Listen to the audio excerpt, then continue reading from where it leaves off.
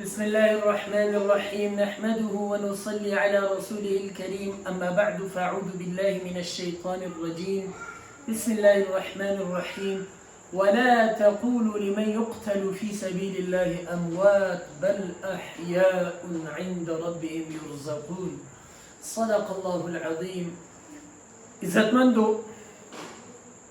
علامہ اقبال یو شعر دے چې قتل حسین اصل میں مرگی یزید ہے، اسلام زندہ ہوتا ہے ہر کربلا کے بعد. اسلام نن حقیقی معنو کې د کربلا نه بعد ژوندی شوی دی او د محرم دغه عظیم ساعتونو کې د اسلامی وقعت او اسلامی شان او اسلامی عظمت چې کم طریقې سره حضرات حسن او حسین حسنین پیش کړی دی او د محمد عربي صلی الله علیه وسلم اهل بیت چې په کومې طریقې سره جوامردۍ سره او کم شجاعت او بهادرۍ سره مقابله د یزید او د ابن زیاد کړې ده، نو یقیني طور سره دا د اسلامي تاریخ هغه حصه ده چې هغه نه منټ کېدونکې ده.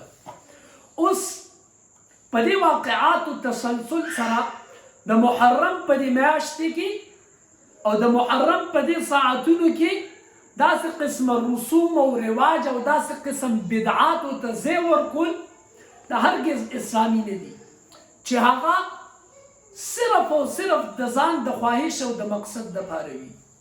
همدغه وجه ده چې محرم الحرام کې د کولو کارونه هغه یو څو دي.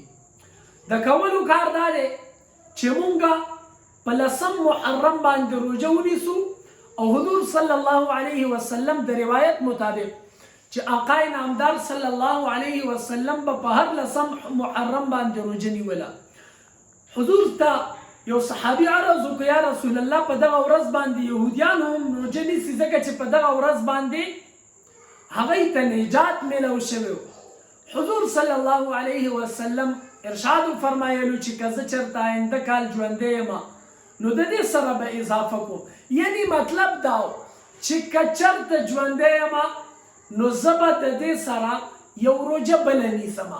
نو د دې نه مطلب دا شو چې د محرم 10مه روژه دا نیونه یوازې دا سنت نه دی بلکې د دې سره یا مخکې یعنی 9 محرم یا رستو یعنی 11 محرم روژه نیول هغه ضروري دي.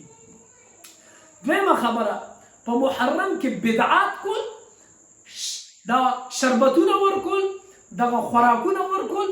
حضرات حسنین هغوی د میدان کربلا په هغه عظیم میدان کې تند او د هغې مقابله او د هغې یاد د زه په شربتونو باندې کوم، دا انصاف نه دی عزتمندو.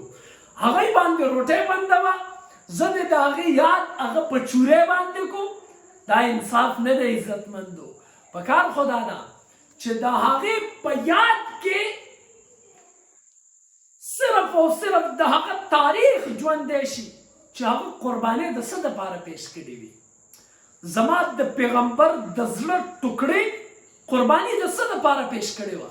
صرف د دې دپاره چې اسلام ژوندی شي. اسلام زنده ہوتا ہے ہر کربلا کے بعد.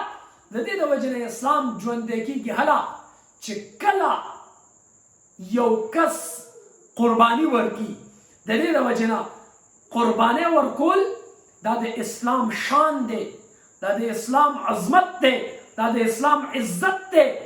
د اسلام دپاره قرباني ورکول دا ضروري دي، خو لیکن د خپلو خواهشاتو د تکمیل دپاره قسمه قسم رواجونه راوښکل دا ظلم دی عزتمندو.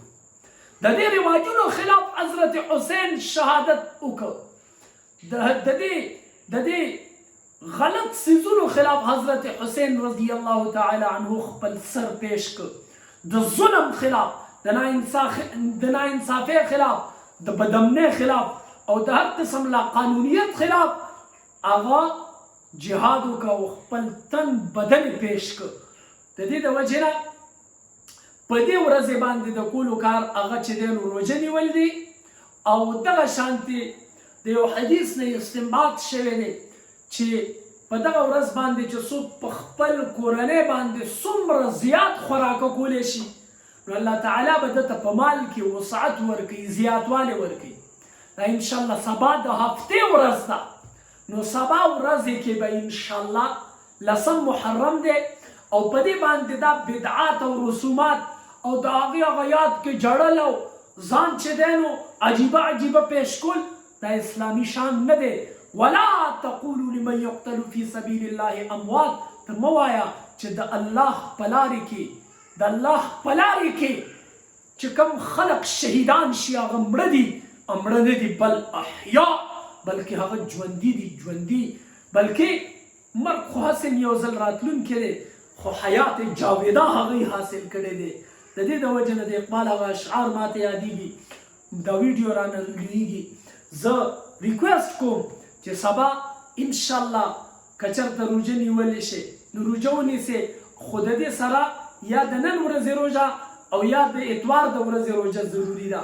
او دغه شانتې قبرونو ته تلل او غمونه مناول او شربت اسکل او سبیلونه لګول او خیراتونه تقسیمول او وریجې تقسیمول او دغه شانتې زردې تقسیمول او چوری کول، دا څیزونه غیر اسلامي دي، د دې اسلام هرګز اجازت نه ورکوي. الله تعالی دې موږ ټولو ته د عمل توفیق نصیب کړي.